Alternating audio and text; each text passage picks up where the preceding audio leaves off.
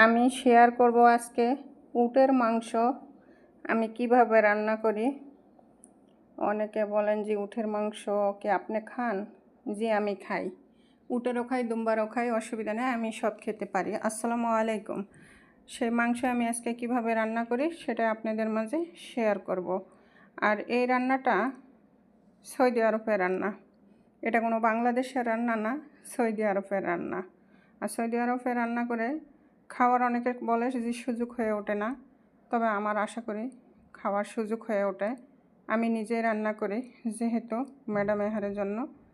এর পাশাপাশি যেদিন দেখা গেছে একটু হাতে সময় থাকে সেদিন আমার রান্নাটা করে আমি বাটিতে করে একটা বক্সে করে ভরে ফ্রিজে রেখে দিই। সেখান থেকে আমি একটু একটু করে বাইট করে সাদা ভাত রান্না করে তার সঙ্গে খেয়ে ফেলাই, যার জন্য আমার হাতে সময় থাকে এবং আমি বাঙালি যে কোনো তরকারি খেতে পারি। যে কোনো বলতে কি কোনো সবজি জাতীয়র ভিতর খাওয়া হয় না, খাওয়ার ভিতরে এটাই হয় হচ্ছে মাংস এবং মুরগি মাংস। মুরগির মাংস বলাটা ভুল, মানে গোস্ত বলতে হয়। যাই হোক, এগুলা আমার খাওয়া হয়, এগুলা কোনো অসুবিধা হয় না। কিন্তু সবজি নিরামিষ এগুলা কম খাওয়া হয়। ডিম, আরবির ঘরে কিন্তু সবজিটা একটু কমই আনে, যদিও সবজি আনে তাদের রান্না করে দিতে আমার সময়টা চলে যায়। এই তো আমার রান্নাবাড়ি আপনি দেখতে পাইতেছেন, এই হচ্ছে আমার রান্না। অনেকে বলেন যে আপনি কি বাংলাদেশে রান্না করে খান না সৌদি আরবের রান্না করে খান? যে আমি আমার বাংলাদেশে রান্না করে খাই, আমি সৌদি আরবের রান্না কম খাই। কেন? যখন দেখি যে প্রচণ্ড খিদে লেগে গেছে, আমার রান্না করার সুযোগ হয়ে ওঠেনি, সেই সময় আমি রান্না করে খাই, ওদেরটা খাই। এই যে এটা হচ্ছে ম্যাডামেদের রান্না, পাশাপাশি ম্যাডামের রান্নাও রান্না করতেছি। এই যে ওদের শুধু সিদ্ধ।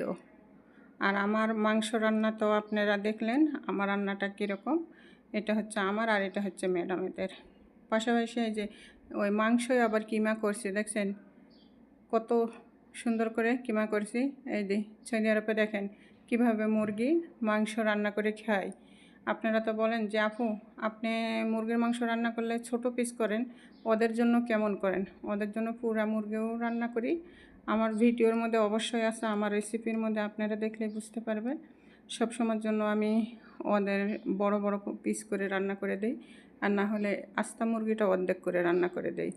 অর্ধেকটা এই যে যখন বসাই দিয়েছিলাম তখন কালারটা কেমন দেখেছিলেন, আর এখন দেখেন কালার কেমন হয়ে এসেছে। শুধু সিদ্ধ করতেছি, এটা অবশ্য প্রায় সিদ্ধ হয়ে এসেছে, ফোড়নে দিয়ে দিব। যেহেতু আপনারা আমাকে জিজ্ঞাসা করেন